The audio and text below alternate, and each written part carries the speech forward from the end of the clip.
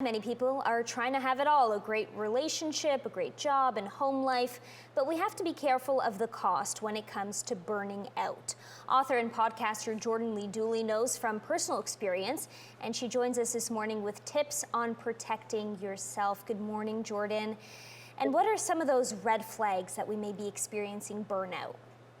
That's a great question. Thank you for having me. A few things that can be signs of burnout. One really big one, and one we're pretty familiar with, is trouble sleeping and fatigue. That can be feeling sluggish during the day, but struggling to fall asleep at night. Another one can be low mood. And what I mean by that is you find yourself beginning to feel increasingly cynical, increasingly negative, more so than your average or when you typically what you're typically like. So if you start to find yourself feeling more cynical or more negative, pay attention to that. Another one is being disengaged or disinterested, and that can look like feeling really disinterested in things that once excited you, that you once felt passionate about, and even feeling really dissatisfied in your work. The last one I really encourage you to look out for is brain fog or struggling to concentrate. And what I mean by that is that you notice that you start to forget things more normally or more than you normally would, or have trouble focusing like you used to. You feel distracted and decisions become overwhelming. So, those are four key things to watch out for if you think you might be on the verge of burnout. And what are some of the main causes of burnout?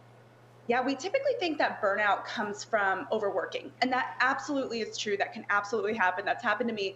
But it can also come from big life events, things like getting married, moving, really big changes in our life that can be overwhelming and stressful to our systems. And it can also come from things like grief, tragedy, loss, like things that are emotionally taxing. So if you've experienced one or more than one of those things over the last year or a couple of years, be paying attention because you might be on the verge of burnout as well. Do you have any advice for those struggling who are feeling that burnout right now?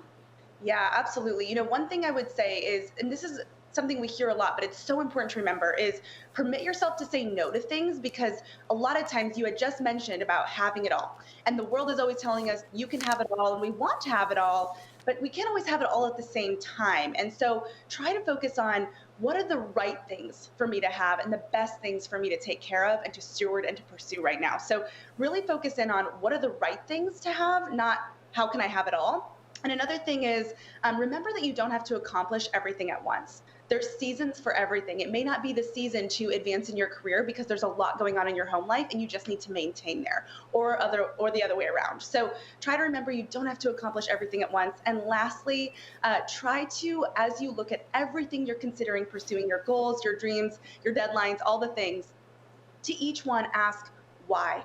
Why am I pursuing this? Why am I saying yes to that? Because it'll help you sift through and pick the right things for you, not just the things you think you should do.